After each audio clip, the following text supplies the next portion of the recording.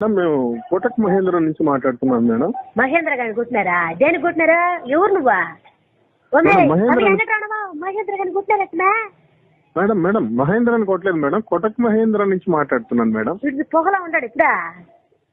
Madam Kotak Mahindra bank madam, bank నుంచి మాట్లాడుతున్నాం madam. ఓ బ్యాంకా? పేరు మేడం? నెల్లూరు నేర్చా.